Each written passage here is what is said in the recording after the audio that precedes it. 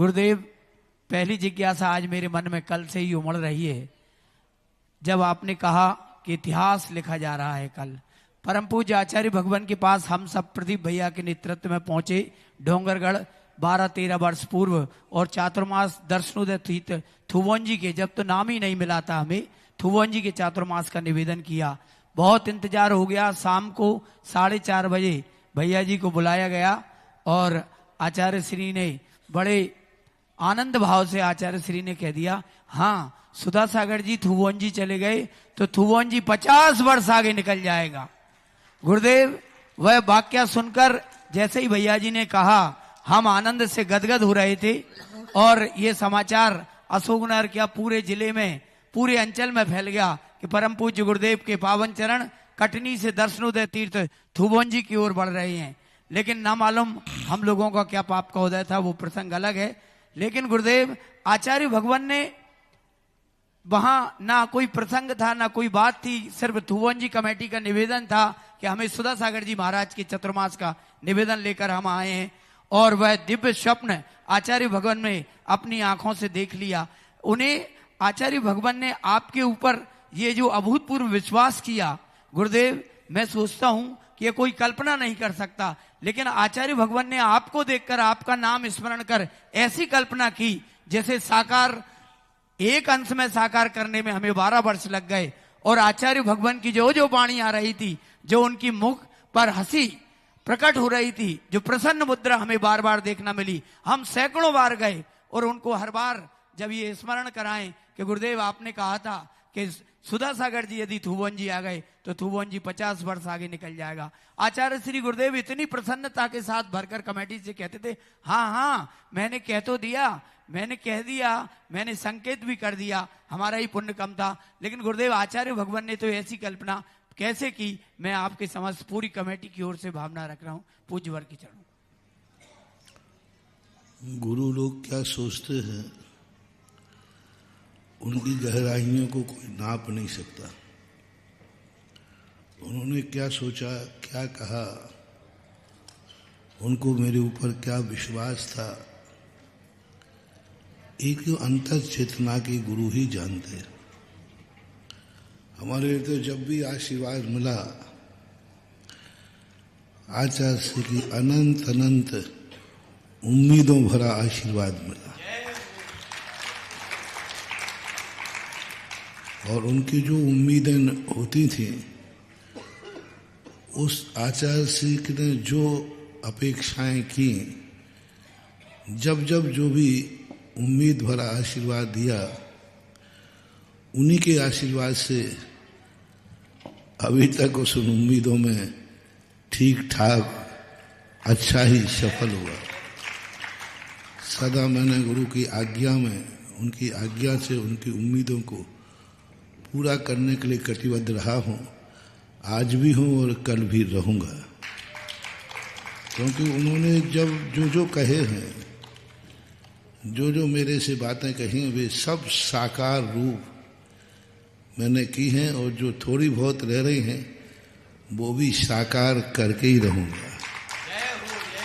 क्योंकि गुरु जो उम्मीदें अपनी शिष्य से करता है, शिष्य का कर्तव्य है कि उन उम्मीदों पर खरा उतरना, उन उम्मीदों को पूरा करना। उनकी उम्मीदों को छोड़ करके मैंने शायद ही कहीं कोई कार्य किया हो। जो भी आज दुनिया में दिख रहा है, ये सब आचार्य गुरुदेव विद्यासागर महाराज की उम्मीदों का ही फल है। उम्मीद वो करते थे, सफल मैं करता था। उम्मीद वो करते थे, और शिष्य का कर्तव्य है कि गुरु जो उम्मीदें करे उसको पूरा करना, साकार करना ही कार्य है। अशोकनगर जिस उम्मीद से मुझे 89 में भेजा था, वह उम्मीदें हमने गुरु के सामने ही पूरे करके दिखा दी थी। राजस्थान जिस उम्मीदों से भेजा था, वह उम्मीदें पूरी हुई। सांगानेर संस्थान आज आचार्य श्री की उम्मीदों का ही प्रतिफल है। तो ये सब चीज़ें उन्हीं की तो उम्मीदें तो उन्हीं की रहती हैं, और अभी तक जितना किया और आगे भी करूँगा। मुझे किसी से कोई विकल्प नहीं है, मेरा तो एक ही लक्ष्य है, गुरु ने जो उम्मीदें की हैं उनकी एक एक उम्मीद मैं पूरी कर सकूं, करूँगा, करना है, यही अपने जीवन का लक्ष्य है। क्योंकि अकलंक स्वामी महाराज ने स्पष्ट लिखा है कि गुरुओं के उपकार तो बहुत हैं शिष्यों पर, शिष्य का उपकार वही है। गुरु अपने शिष्य को जिस रूप में देखना चाहते हैं, गुरु अपने शिष्य से जो उम्मीदें रखते हैं, उन उम्मीदों को यदि वह पूरा कर देता है तो यही शिष्य का गुरु के ऊपर उपकार है। और मुझे दुनिया से कोई लेना देना नहीं है। मेरे तो गुरु ने जो संकेत किए हैं, जो मुझे निर्देश दिए हैं, मैं उसी पथ पर चल रहा हूँ और आगे चलता रहूँगा। मैं दुर्योधन नहीं हूँ। माँ ने कहा कि जाओ ऐसा करो, लेकिन बीच में दुर्योधन ने माँ की बात छोड़ करके आवाज नहीं, माँ की बात छोड़ करके बीच में कोई उनको सलाह देने वाले मिले, वो पलट गए। मेरे जीवन में कोई कितना भी सलाह देवे, कितना भी मुझे डरावे, कितना भी मुझे भड़कावे, कितना भी वार से निकाले, कितना भी बोले, लेकिन मेरे गुरु ने जो मुझसे कहा है, मैं उसकी एक एक उम्मीद को पूरा कर रहा हूं और करूंगा। मुझे कोई दुनिया में दुर्योधन जैसा समझा नहीं सकता। कई लोग प्रयास करते हैं एन कैन प्रकार डरा के, धमका के, बोल के, पर कुछ फर्क नहीं पड़ने वाला है। क्योंकि जिसको गुरु ने सच्चे हृदय से आशीर्वाद दिया हो, उसे दुनिया की चीज़ों का कोई प्रभाव नहीं पड़ता। इसलिए मेरे बीच में विघ्न बाधाएं भी कुछ भी नहीं कर पाती, और वो भी विघ्न बाधाएं भी बेचारी समर्पित होकर के विघ्न बाधाएं भी अनुकूल बन जाती है, कांटे भी फूल बन जाते हैं। लोग समझते हैं मैंने कांटे बोए हैं तो हम बोल नहीं सकते। क्या बात है। पंचम काल का जीव हूं। पंचम काल के जीव में कभी फूल बोने की स्थिति नहीं बनेगी कि उसके जीवन में फूल ही फूल हों, पर एक कभी गुंजाइश है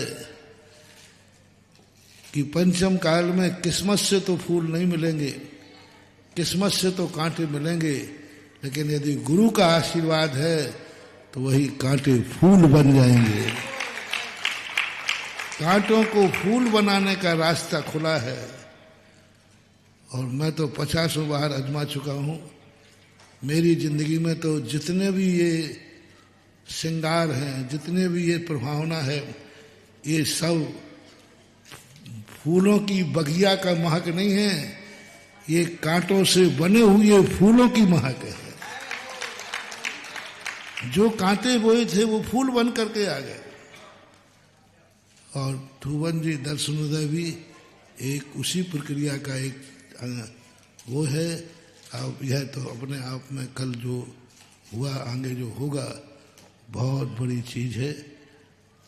और स्थिति जब बनती है तो ये सब चीजें अपने आप में धर्म के प्रति एक आत्म स्वरूप होता है, आत्म परिणमन होता है, उसी के परिणाम स्वरूप ये सब घटित होता है। और क्या गुरुदेव, ये कल्पना के साथ ये आगे दर्शनोदय आने वाला कैसा बनेगा? हाँ, देखो क्या होता है, कभी कभी क्या होता है, भगवान विघ्न डालते हैं। यदि हम उस समय आ जाते तो ठुवन छेद 50 वर्ष आगे बढ़ता। संतोषी का फल मीठा होता है। अब 2025 में लेट आया तो ये छेद हजारों वर्ष आगे बढ़ गया। 50 साल नहीं अब। अब जो होने वाला है ये हजारों हजारों साल तक के लिए आगे, जो ये हजारों वर्ष में भी नहीं कर पाते। हमारा भी सोच नहीं था, किसी का भी सोच नहीं था, और उस समय ऐसा सोच भी नहीं था, ऐसा सोच भी नहीं था। लेकिन आज जो लेट हुए, संतोषी का फल मीठा होता है। आज वो 50 वर्ष के आगे 2 बिंदी और लगा दो, और इतने वर्षों के लिए इसका इतिहास बन रहा है। और जो इतिहास बनना है वो तो एक शब्द देखते रह जाएंगे और देखेंगे कि थोबन जी कैसी मेहनत से बनाया। कल ज्ञानचंद जी ने अपनी एक दर्द भरी कहानी से हम सबको द्रवीभूत कर दिया। किस पोजीशन में पहुंच गया थोबन जी, किस पोजीशन में इसकी स्थापना हुई। आज उस पोजीशन को भी, और आज जो क्षेत्र जिस ऊंचाइयों को छूने वाला है और छूने की स्थिति में जा रहा है, वह सब कुदरत का और सब धर्म का प्रभाव और गुरुओं की सोच है, गुरुओं का विश्वास है।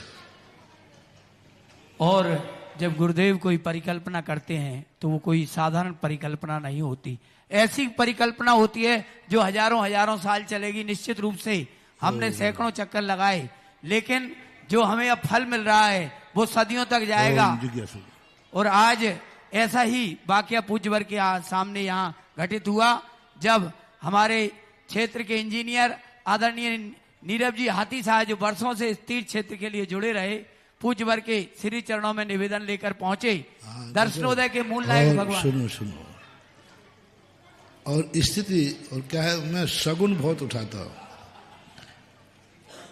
कल एक सबसे बड़ा सगुन था, मुझे चुनौती थी कि कल जितनी भी योजनाएं थी उसमें एक योजना बाकी रह रही थी।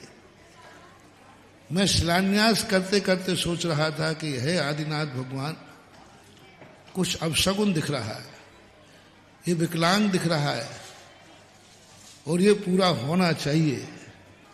आदि शिलान्यास नहीं कर पाए और आदिनाथ ने ज्ञानचंद जी को भेज दिया कि जाओ, ये साधु सगुन उठाता है, इसका सगुन पूरा करो।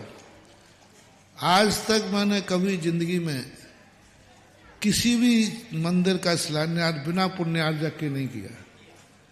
आप बताओ भैया, बिना दूल्हा के और शादी के कार्ड छपवाना कहाँ तक उचित? अभी दूल्हा का है ही नहीं और शादी के कार्ड, तो मेरा सिद्धांत है कि जब है ही नहीं पुण्यार्जक तो क्या करना।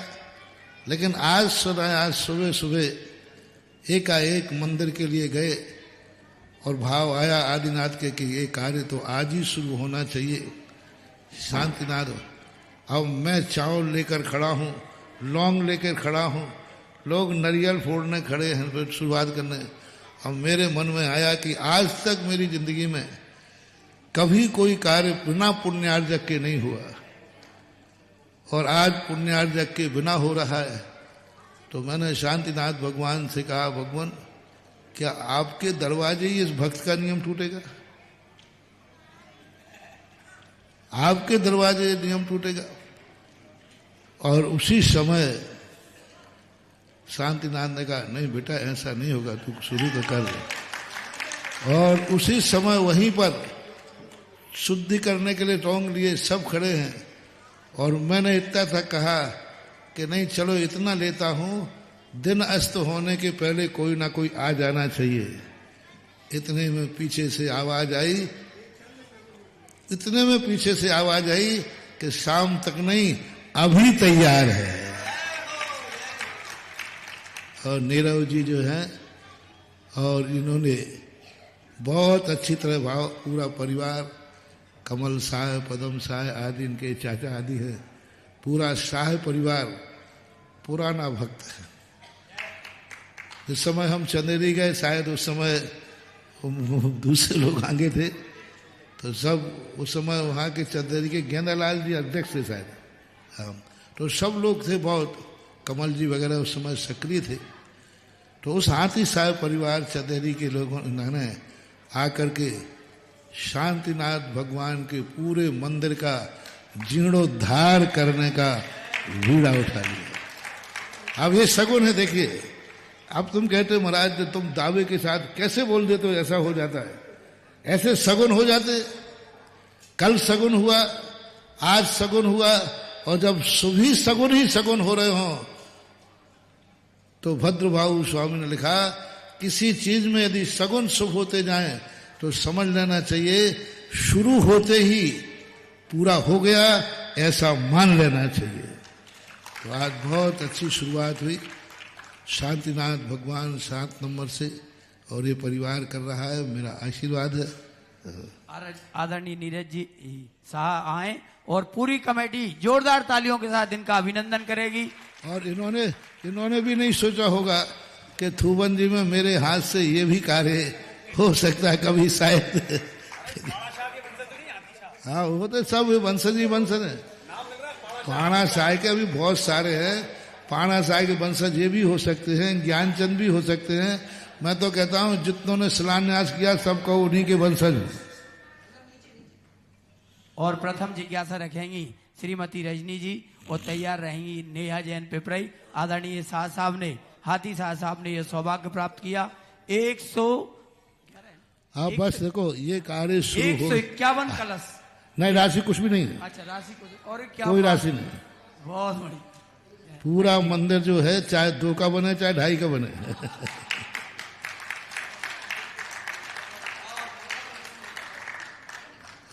नक्शा हमारा होगा, पैसा इनका होगा और मेहनत भी इनकी होगी और ये इंजीनियर होंगे।